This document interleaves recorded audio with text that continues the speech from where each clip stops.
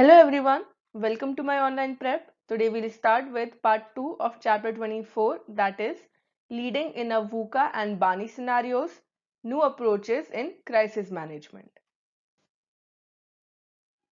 In this chapter, we'll be learning about some typical models in the field of crisis management process. What is the role of HR in the crisis management process? Leadership role in crisis management, the role of employees in crisis management, and the conclusion. So let us start with the first topic. In the part 1 of this chapter, we learned about the VUCA and Bani scenarios in which a crisis might occur. We also learned that crisis is unpredictable.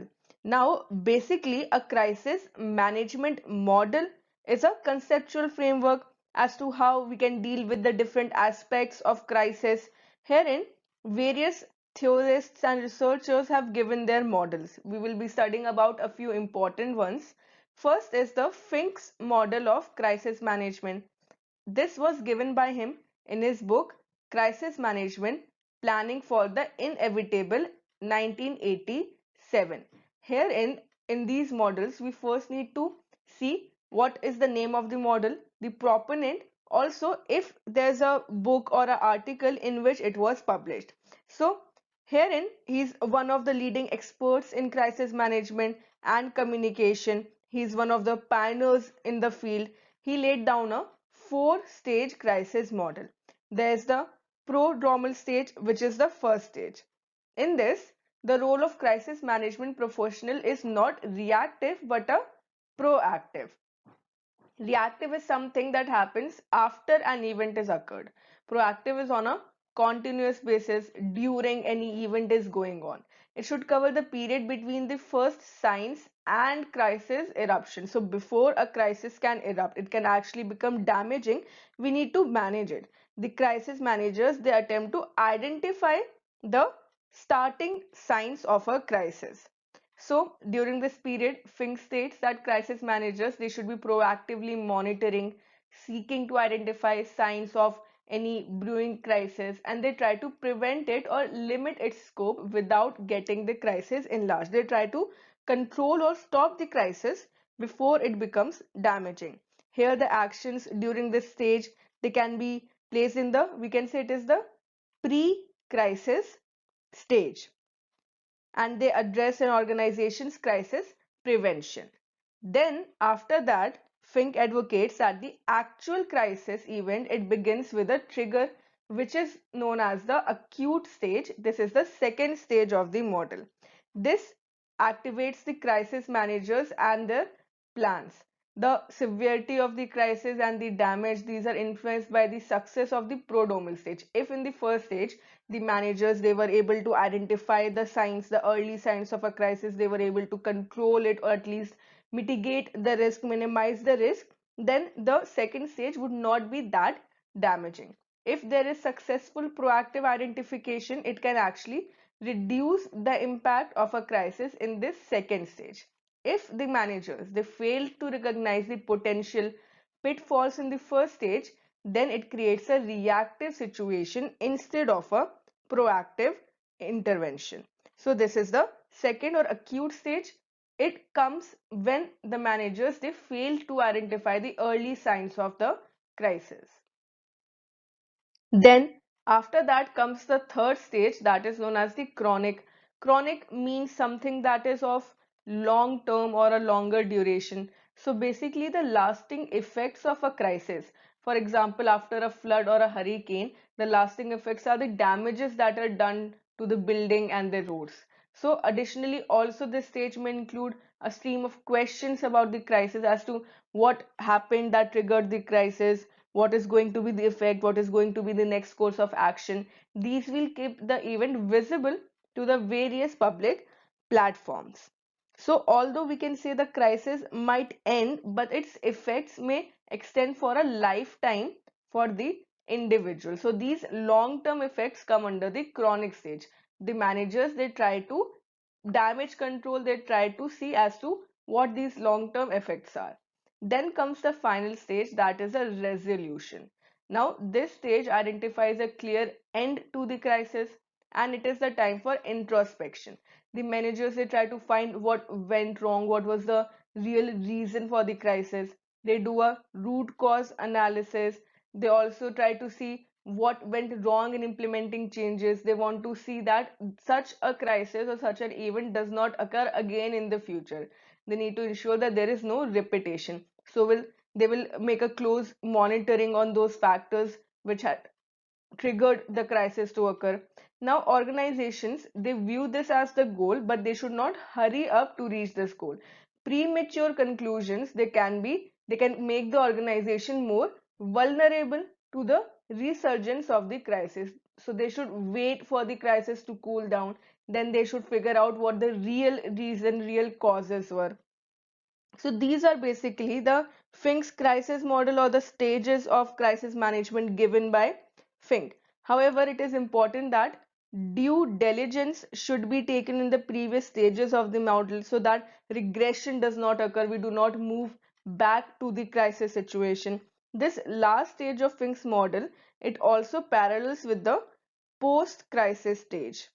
It is similar to the post-crisis stage model because it ensures the crisis has ended and it disseminates the message right across the organization that now the crisis had come to end. This resolution stage, it however does neglect one portion of the three-stage model also. It does not Fink does not see crisis management as a cyclical process. This is seen as one of the oversights of the model that was learned from a previous crisis, is not expressly discussed in planning for the future crisis. That is, Fink did not give much importance to the introspection process as to how we can learn from this crisis so that it does not occur in the future. So this was the limitation, right? So this was the four-stage model given by Fink. Next, we have Burnett's model of crisis management. It was in the year 1998 that Burnett identifies both tasks and factors that compromise the ability of an organization to practice crisis management. Herein, he has cited four factors that can inhibit crisis management. These factors are time pressure, control issues, threat level concerns, and response option constraints. So these factors, they can inhibit the ability of the organization to practice a proper crisis management process. Herein, these factors, as claimed by Burnett, they are found on the outer ring of the model. This is a diagram of the model. Outer ring is this. We have time pressure, control issue. Then we have the response issue concern, and also we have the threat level concern. So this is the outer circle. Then these are going to disrupt an organization's ability to focus on strategically managing a crisis situation. According to this model, only when these four factors have been addressed can the strategic management of the situation begin. So here this means that first we need to address these factors that are going to inhibit a proper functioning of crisis management process. Then only we can move forward to the strategic management. Then once these four factors of the outer circle are managed, we move on to the inner circle, in which six-step inner circles are categorized into three particular categories. First is the identification step. It is composed of goal formation and environmental analysis. It is basically the stage in which the preparation for a crisis is done. So this is the identification stage. Then we have confrontation. It encompasses the strategy formulation and strategy evaluation. This is the point when an organization is finally involved in the crisis. And lastly is the reconfiguration, which includes strategy implementation and strategic control as to how the organization adapts to the crisis intervention. So first we need to identify, we need to form the goals. Second, we need to formulate a strategy. And then third comes when we actually implement it. So the author argues that during a crisis, the difficulty of performing well in each category, it increases. Herein, in the model employing the tasks that compromise the inner circle, it provides the organization an opportunity so that it can control and manage a crisis situation. Now, this model also follows a progression like other life cycle models. The steps are first goal formation, like we said, then environmental analysis, strategy evaluation, strategy implementation, and strategic control. Also, Burnett advocates that the process is more difficult to master as the step progresses. That is, goal formulation is easier as compared to strategy evaluation and strategy implementation. First, preparing for a crisis involves the goal setting and analyzing the threat environment. Managers, in the next step, they formulate a strategy in the face of the crisis, and the organization then it responds to the crisis via a strategic implementation and also strategic control. Then the latter stages, these include the oversight of crisis management as well. So Burnett advocates, like we said, as the steps keep on progressing, the difficulty also increases. In an outer ring, the factors are there that stay in the way of crisis management. When they are advocated, then we move on to the inner circle or the actual strategic step. So we can say that it actually works as a matrix formation. The third model that we are going to study is Mitrov's five-stage model. He was actually one of the first researchers to recognize the resource limits factors. Because of resources that are limited, preparing for every conceivable kind of crisis is impossible. The earlier researchers, they gave their models, but they did not consider this factor. He also noted that crises, they tend to fall in certain categories that were known as clusters, such as breaks or defects in equipment, external actions that can cause a crisis, or threats. All of these are known as clusters. Then his model has been divided into five stages. First two stages are signal detection and probing and intervention. These come under the pre-crisis stage, which is similar to the Fink's model that we studied, the prodromal stage. In this, we try to identify the early signs of crisis. We try to find ways how we can prevent it from occurring. So it encompasses the proactive steps that should be taken before a crisis event. While Fink, he implies that crisis can be prevented, Mitroff model actively tries to prevent the crisis in the first two stages. Then the last three stages are the damage containment, recovery, and learning. Here, discussion of the trigger and containment of the crisis event, the task of returning to the pre-crisis norm, and the resolution of the crisis event, all of this occurs in the last three stages. Like Fink, Mitrov's stages also discuss the trigger and containment of the crisis event. Damage containment, here it involves focusing on the steps that should be taken following the crisis event, how we can control the, let's say, lasting effects. And a relationship can be made between damage containment and the crisis stage of the three-stage model as well, because here we are trying to respond to the crisis. This is a general model of the Mitrov's five-stage model. First is signal detection, then probing or preparation for the crisis. Third is we try to contain or damage the limitations caused by the crisis. Fourth is we try to bring our organization or situation back to the pre-crisis form. This is business recovery. If then in the learning format, we have no fault learning. This is the fifth stage. After this, we redesign the model and again we start with the signal detection. So this is the five-stage model given by Mitrov. Now, we studied that the Fink's model and Mitrov model, these are quite similar. However, the difference between them, they are found in the recovery and the learning stages.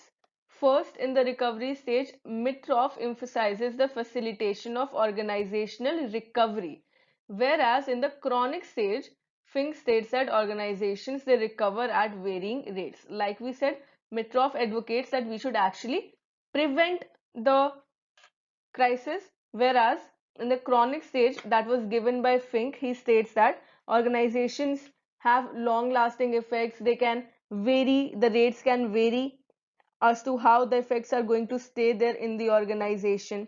Then Mitroff also emphasizes the opportunities to empower the crisis managers in a particular crisis event, while Fink focuses only on the time frame. So opportunities are a factors in Mitroff, but Fink focuses on the time frame, the time that is required to recover from the crisis. Then, as with damage containment, a relationship can be made between Mitroff's recovery stage and the crisis stage of the three-stage model. Then the second difference is that Mitroff's model is cyclical. There's a learning stage that allows an organization to incorporate what has been learned from the crisis into the organization philosophy. But Fink's model, it simply states that resolution occurs when the crisis is no longer a concern. It has ended, and there's no mention of future applications. This was actually one of the limitations of the Fink's model.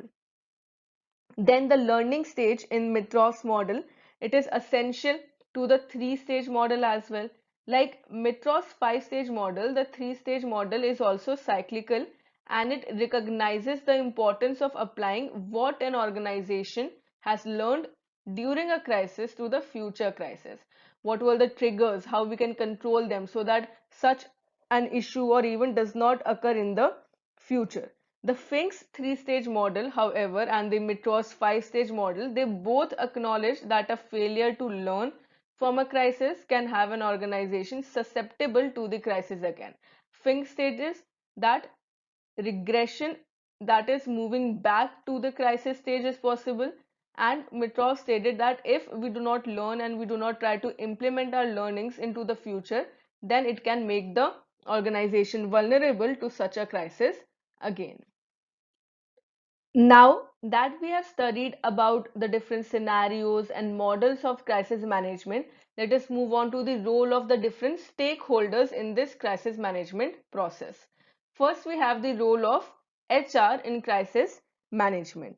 Now, contemporary or new approaches to the human resource management establishes that the role of HR has outstretched beyond its traditional functions to encompass other developmental and strategic functions as well, that is based on the changing environment.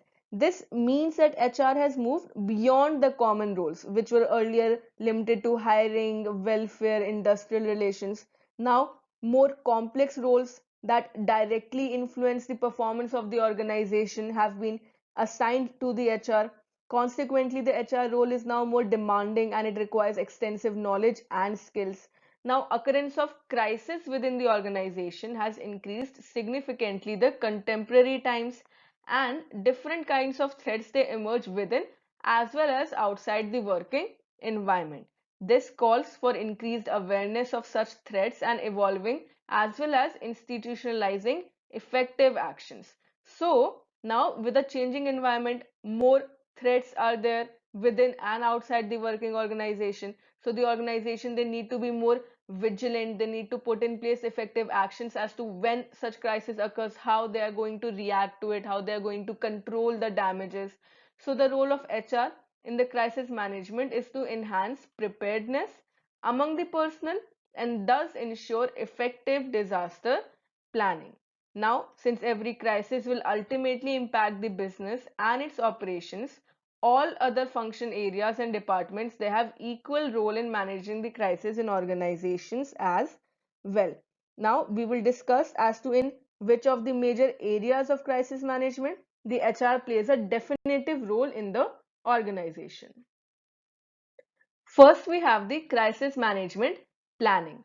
This is the stage through which the organization makes plan as to how to deal with the crisis, including crisis prevention, impact reduction, and crisis recovery. So it is an imperative process in the crisis management because it provides guidelines on preventing or averting the crisis, dealing with the crisis, as well as the recovery process. So crisis management is important. A planning is important for that because organizations, they need to have a plan as to how they are going to deal with the crisis, how they are going to ensure faster recovery when the crisis has occurred. Besides the general crisis management plan, An exclusive crisis plan also should be there. It is going to address the human aspect of the crisis. It should be evolved and developed by the HR leadership. It involves identifying the vulnerability to HR functions and processes and developing mitigation plans. For example, protecting the HR records is important, such as backing up data, having plan regarding work continuity in the event of loss of staff. There should also be a mini plan that should include publicizing the crisis management efforts with the employee and management. This is related to the communication. This is in order to encourage better crisis management. So the goal of HR is to proactively identify ways of solving the problems within the HR department and hence promote competency. This is also going to ensure that the HR department is recognized for its role in crisis management, hence promoting more inclusion in the strategic management.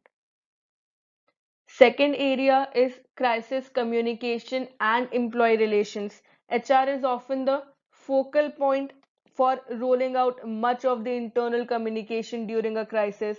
They are also responsible for ensuring that the organization's intranet sites are updated with relevant information such as the HR policies, roles and procedures, the employee contact list, company's announcements, all of the issues related to the crisis. So it is the responsibility of HR to update these things on the sites so that all the stakeholders, the employees, managers, they know as to what steps are being taken. The HR has key responsibility to ensure that all the employees are aware of the vulnerabilities and the potential threats. This will reduce their fear or threat situation.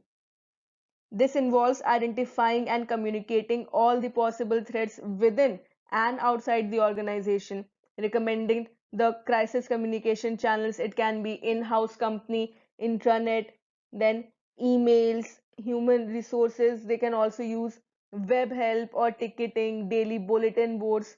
If, however, the management communication is not timely, clearly and reliably reaching the people, there are possibilities of spreading rumors, concords, grapevine communication, negative propaganda.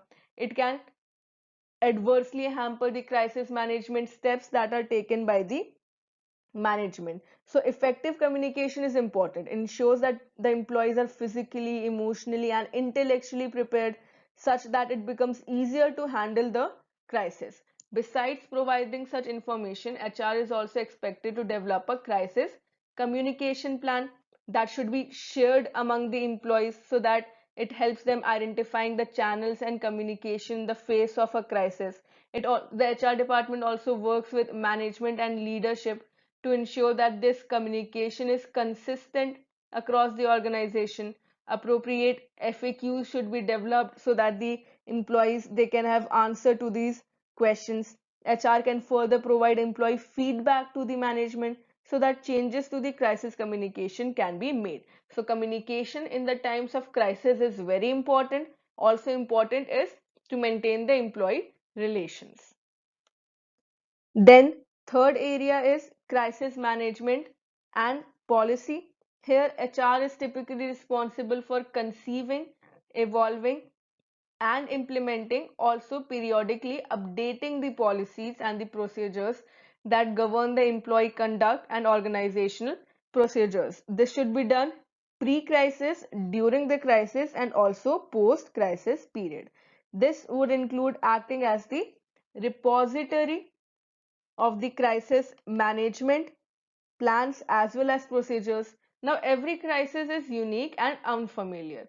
This often requires company policies to be rapidly created or modified as per the requirements. For example, the COVID-19 pandemic, it necessitates many to work from home and also to evolve hybrid working patterns. For this, HR can coordinate with departmental managers to create guidelines as to who can or who should work from home, who should visit the office physically. Of course, HR is responsible for collecting and maintaining data as well that is related to employees. It includes personal information, skills, competencies, experience, and job roles within the organization. So this is also the responsibility of the HR. Now, this data is often stored in a central repository such as the Human Resource Management or Information System. We have studied about this, the HRMS or the HRIS. This will allow easy access to information or data that could be useful during a crisis as to which employees have the necessary skills, competency, and experience in which field, what to, how should we contact or who should we contact in case of emergency, so that the roles and functions can be suitably solved wherever necessary within the and after the crisis. So crisis management and policy should be properly stored. This is also the responsibility of HR. Then we have training and talent management. It involves suitably tailored training that ensures employees can effectively implement the crisis management plan. The training and talent development provides employees with knowledge and skills necessary to enhance the recovery process. Crisis management, training for management and key personnel is a critical component of effective crisis management. It can include everything from fire drills to more in-depth leadership courses that are geared specifically towards crisis management. Basically, the management or the employees, they are given the skills and competencies that are required to function in a crisis situation. Here, the HR is expected to lead or participate in the training aimed at mentally preparing employees for possible crisis event. This involves development of a training plan in which the employees are provided with the knowledge and skills as to how to deal with crisis. The training should also involve simulation exercises to provide a practical feel about how to deal with a real crisis. Some crises may lead to certain employees being unable to do their job. So such situations should be tackled with.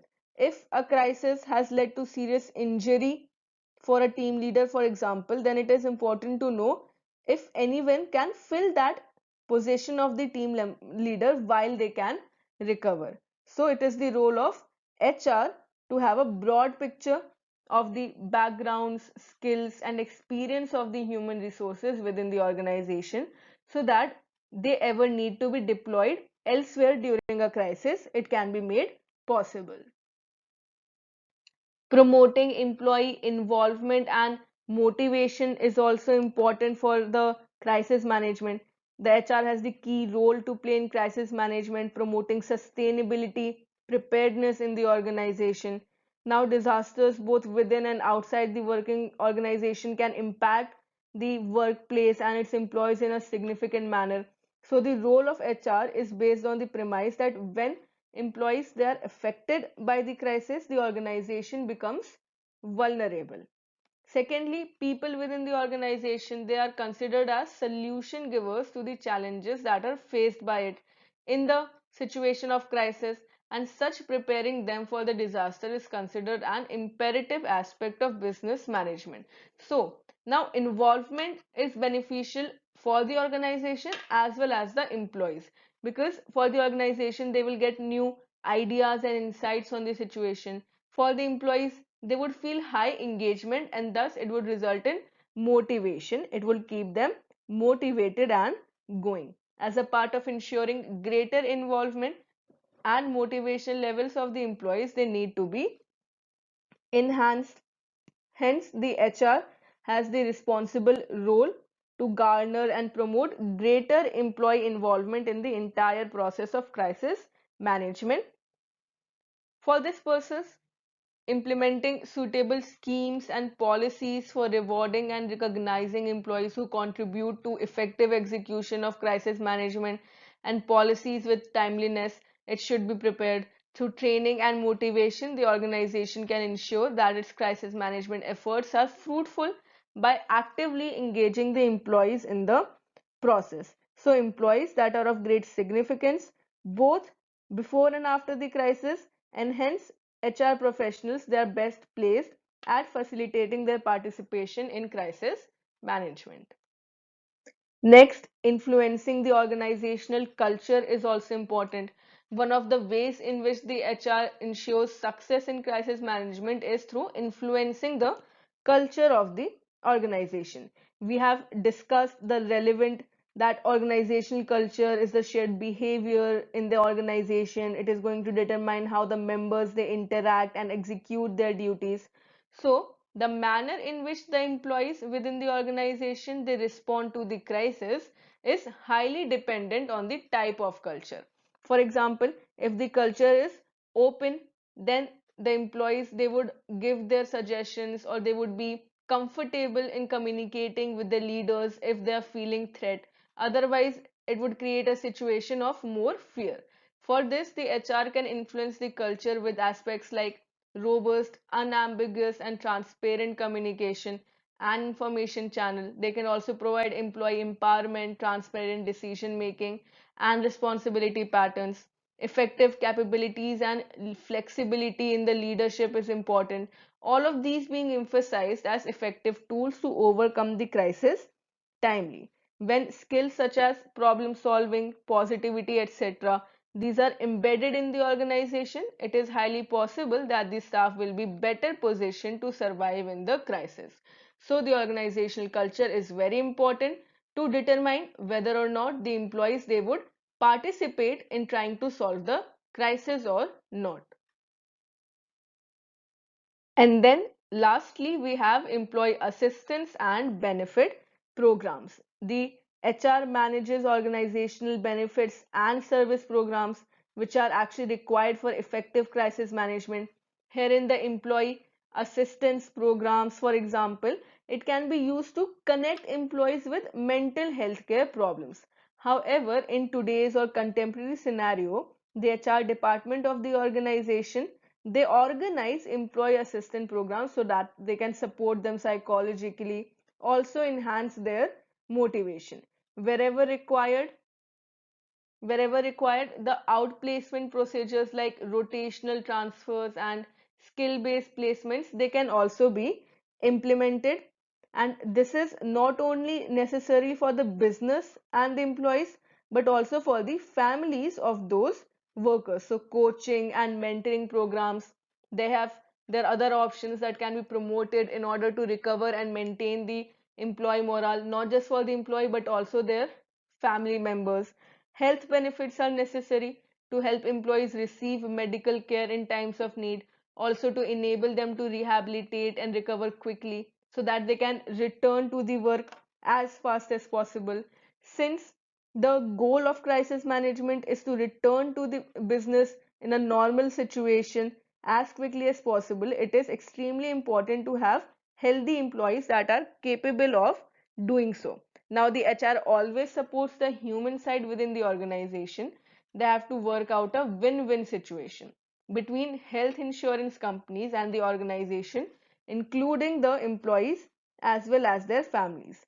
In a time of crisis, retrograde steps like trimming down or cancellation of benefits and compensation schemes, they can lead to legal battles. Hence, steps should be taken and it should be exercised cautiously that these legislation will also bring some financial burden. So the HR has to deal issues with a human touch. They need to provide assurance and surety to the employees that they are going to stay safe in the crisis situation. After the role of HR, let us now see what is the leadership role in crisis management. Given the enormity or size of the crisis, the leaders as well as the managers they play an extremely vital role. Some of the steps that are taken by the leaders while dealing with the crisis are stated. First, the leaders should lead from the front and they should be willing to take high risk and complete the situation as well as responsibility. They should exhibit confidence and reliability among their rank and file. The manager should attend the grievances of the employees timely and resolutely to any issue that is left unattended. It might lead to crisis and major unrest later. Leaders should counsel the employees not to get panic at the time of crisis. They should encourage them to face the tough times with courage, determination, and resolve. Make them work in unison and with inclusive spirit. It is the duty of the leader to provide a sense of direction to the employees. Leaders should also interact with the employees more often so as to create a sense of warmth and support. They should impart necessary crisis management trainings to the employees. They should be able to they should be able to identify the early signs of crisis and warn the employees against the negative consequences. This stage is known as signal detection. Also, it is the duty of the leader to take precautionary measures to avoid an emergency situation. Leaders must strive best to prevent a crisis, encouraging effective communication at the workplace. It will allow the employees to freely discuss issues amongst themselves and also come to the best possible alternative to overcome crisis. It would avoid situation of rumors or grapevine communication. Leaders should also ensure to take decisions timely, even by eliminating the rudimental hierarchical decision-making pattern during the time of crisis. They need to make sure that everyone involved in the organization should be aware, they should be informed about the emergency situation. For this, they should frequently interact with the stakeholders, the external parties, and importantly, the media, as much as avoidance of them may make the things worse. They should communicate to the media so that rumors are not spread. They should develop strong partnership with external parties, seek their help if absolutely essential. They should also identify the important processes and systems that should keep functioning for the smooth running of the organization so that shutdown does not occur. Alternative plans with correct and accurate information should be made. It is also the responsibility of the leader to ensure that there is no negativity creeping in the organization. They should enhance trust in each other during the situation. They should see the employees they're not leaving the organization in the fear of layoff. So strict action should be taken against those who are spreading rumors and grapevine or trying to damage the organization's image.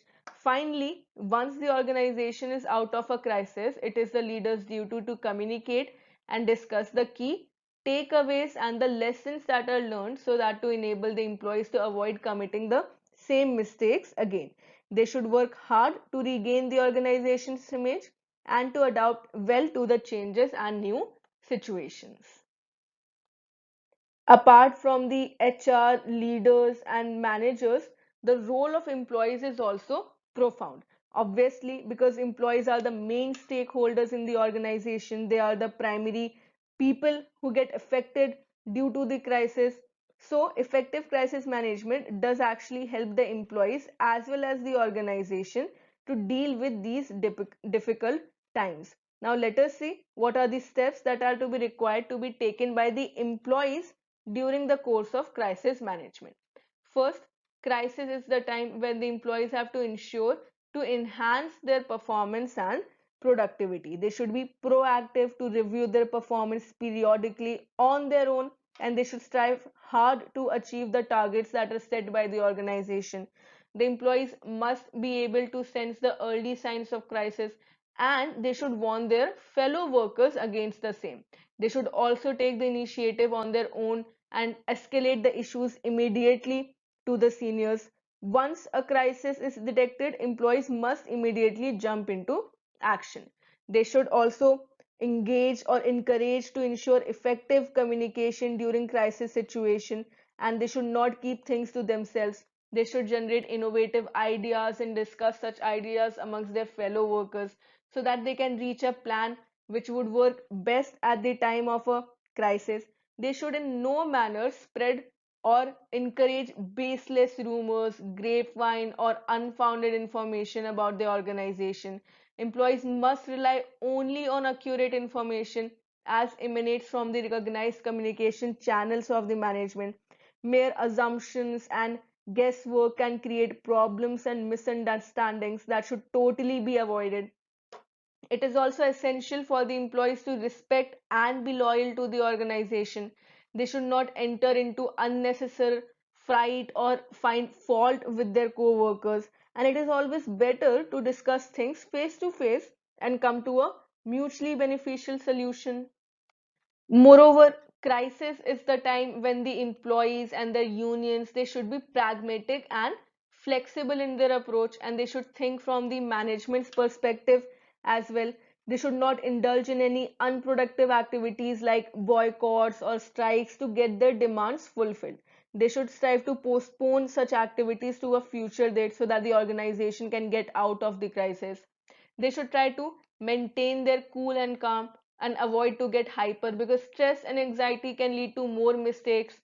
Employees should strive to think out of the box and should support the ongoing efforts of the management by coming out with innovative ideas and strategies as to how they can overcome the tough times as soon as possible. They must identify the causes of the crisis and devise relevant strategies and ways to avoid it.